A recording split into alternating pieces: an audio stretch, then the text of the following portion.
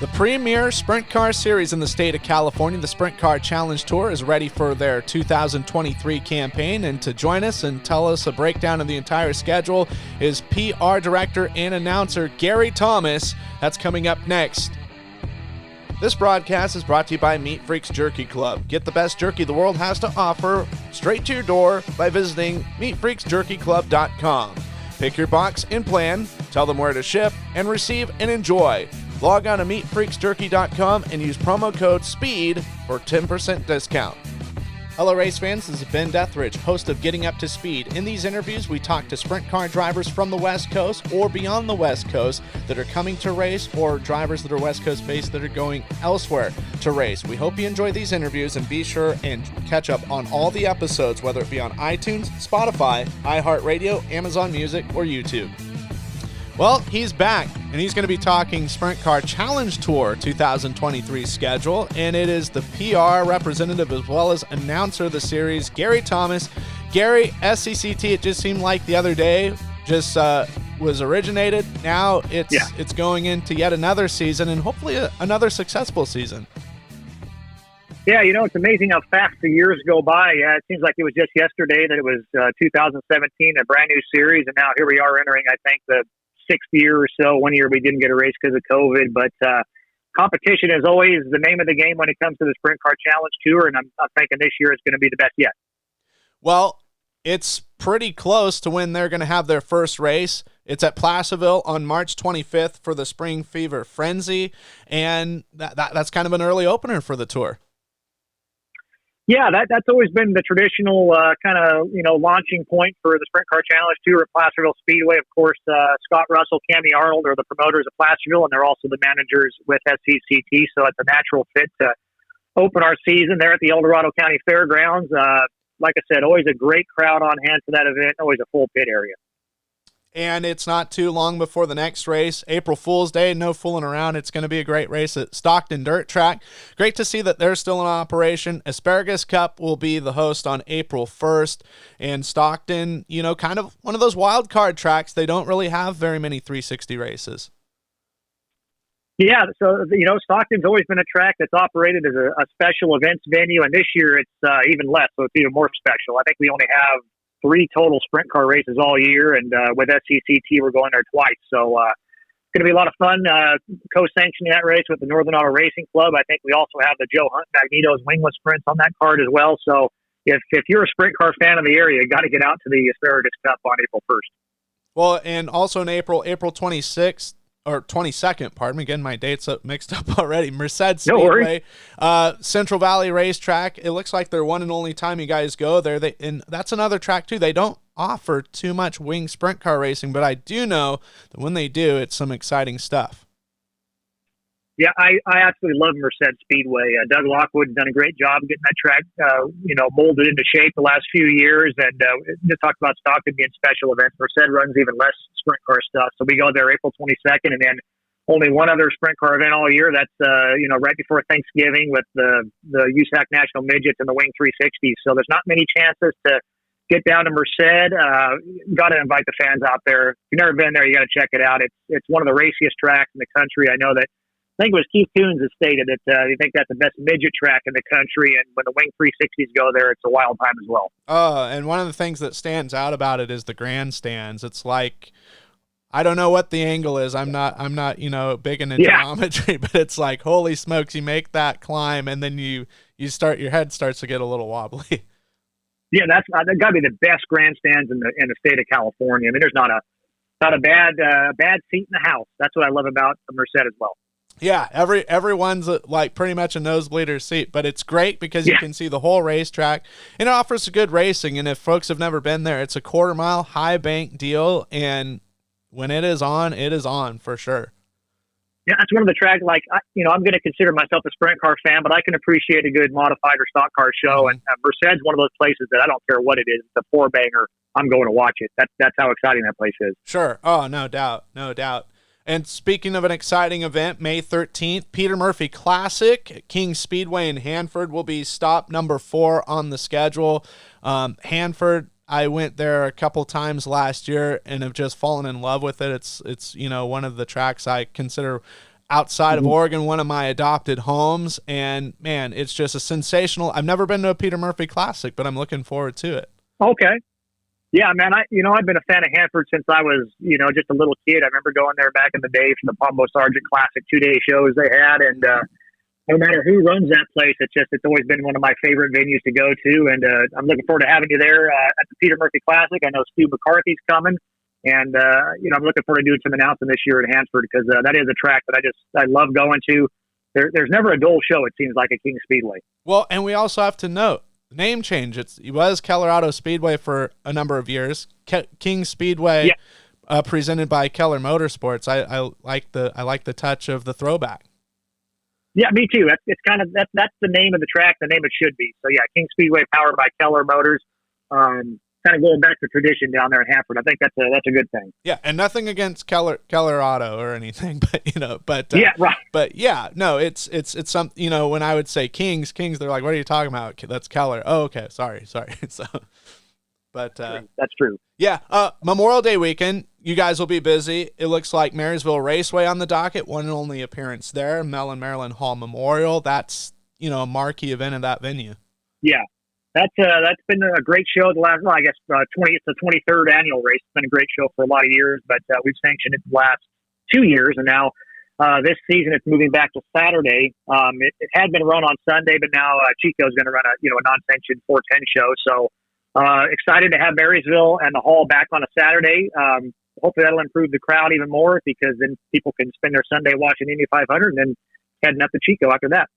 Yeah, and then June 2nd, we'll kick things off Placerville on a Friday for the Dave Bradway Jr. Memorial. It's a 2-day event now. SCCT is on Friday, and the NART 410 Series is on Saturday. So folks get to see 2 nights of sprint car racing action.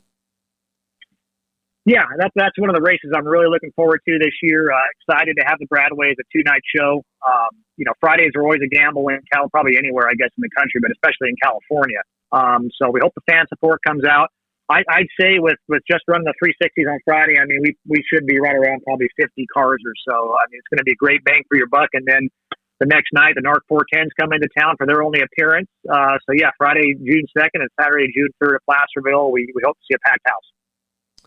Petaluma Speedway also in the month of June 10th. The Adobe Clay of the North Bay, that place is a giddy-up racetrack, cowboy up, and it is kind of a game changer sometimes.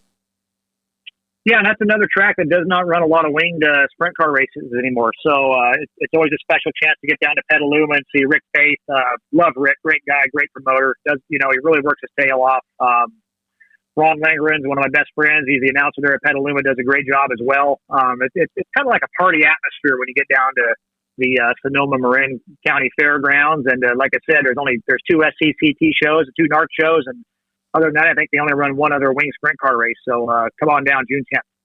Yeah, it's always a cool deal, and especially if you're coming from the SAC area, going over north, the San Pablo Bay on 37. Just time it right when you get past Mare Island. Yeah, that's always the thing. You got to time that. I usually leave fairly early, but there's a lot of great restaurants right there, right off the back straightaway. So, I mean, if you get there a little bit early, stop, have lunch, and come over, and they start early in Petaluma, so it's a good deal. Yeah, no doubt. Beautiful, beautiful country out there. Antioch Speedway, good to see them back on the schedule, representing the East Bay.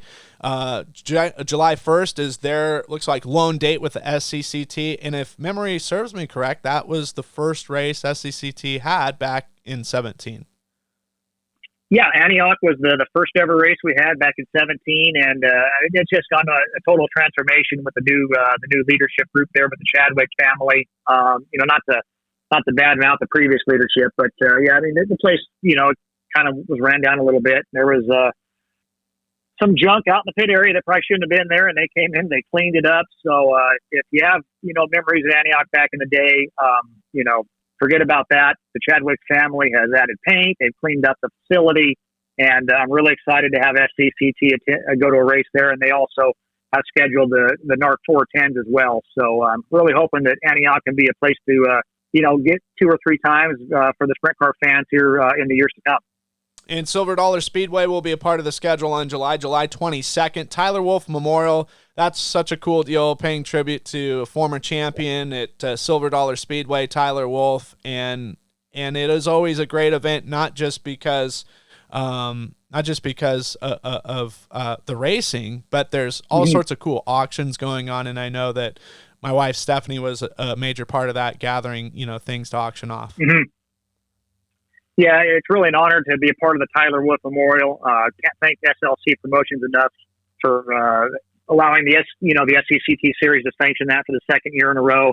Last year, the event was supposed to be in early June. We had a crazy rainstorm that came through and postponed us till September, I guess it was. But this year it moves to July, and the Friday night also has a non-sanctioned 360 show. So great camping up in Chico. Come on out for 2 nights of great racing. August only has one race, but it's a good one, and it's the only time Ocean Speedway is paid visit to by SCCT. August 19th. In Watsonville for the Johnny Key Classic. That's a marquee event for no doubt in Northern California when it comes to 360 racing.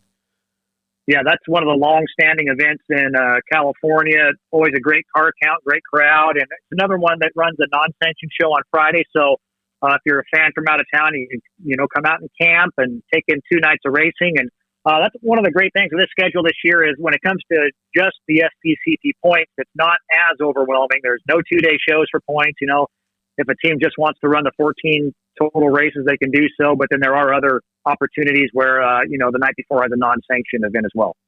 Well, what's cool, too, is we go to the next race, September 6th, Pacific Sprint Cup, Silver Dollar Speedway. It's the second and final visit to Chico for the SCCT. That's what kicks off Gold Cup weekend. And talking with Colby Copeland, there's a little bit of a new twist to that race this year, correct? Yeah, so that's another exciting little twist this year is that there's no support class, just wing sprint cars, and there's no top 32 in points limit. So, if you want to come run, you got a 360 sprint car, come on out and take part in the festivities. Chico's been probably the track that's got the highest car count when it comes to wing sprint cars the last 2 or 3 years. It's actually funny. Last year, the top 32 were eligible in points, but there were so many guys and gals that opted out that my boss actually had to go down to like 60th in points to fill out the field. So he just decided, we're not going to worry about that headache this year. Sure. Just run wing sprint cars and come on out and run if you want. Well, and September doesn't slow down because September 23rd, the potent Adobe Cup will be up for grabs at Petaluma Speedway, second and final appearance for SCCT there in 2023. And that's been a long-standing tradition at that racetrack.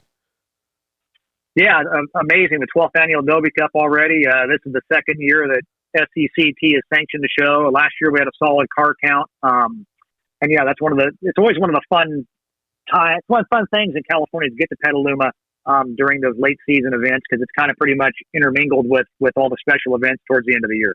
Well, and speaking of fall specials, September gets closed out on the 29th. Cotton Classic, SCCT a part of it again. King Speedway, powered by Keller Motorsports. That'll be a Friday night show, just like it was last year. Yeah, that's like I said, we love racing at Hanford, and that was an awesome show last year with SCCT Friday and the NARC Series on Saturday with Maury Williams. Great camping in Hanford as well. As you know, people like to come out with their RVs and stuff. So that's going to be it's amazing. 38 years already, the Cotton Classic. That's another one of those long-standing events. Yeah. And it, last year was sensational racing action, and I'm looking forward to see how it turns out in 2023. No doubt about that. Mm-hmm. It should be good. I like to say that it's actually a week earlier. So they the Fall Nationals in Chico, they kind of flip-flop dates there to try and get the Fall Nationals a little bit further away from the Gold Cup. So we'll see how it plays out. Yeah, no doubt. And then everything concludes on November 4th, as it has been for some time. Stockton Dirt Track closing things out, the tribute to Gary Patterson, and that closes everything out pretty much in California. Yeah, that's our NorCal Championship final weekend. Another one. 40 years of the tribute to Gary Patterson is amazing. This event, it's been at Calistoga, been at Chico, it's went back to Calistoga, and then it's been at Stockton the last. I think this is the 11th year that we hosted it there at the San Joaquin County Fairgrounds.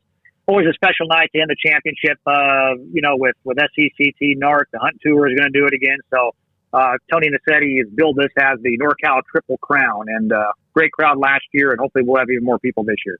Well, and 2022 was a pretty successful year where the championship it kind of came down to the last final rounds. I know Forsberg,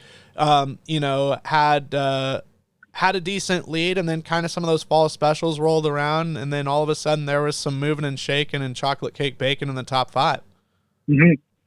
Yeah, it was an interesting year where Andy was consistent, and the tidbit that I always go back to is that Tony Gomes, if he hadn't got food poisoning at the event in Hanford, the Peter Murphy Classic, and if he would have just made the main event, he would have won the title handily. But that's how racing goes. That Andy had joked about the fact that he stopped eating out at the races many years ago because he got sick one night. So it kind of all comes full circle. And but yeah, it was a good season.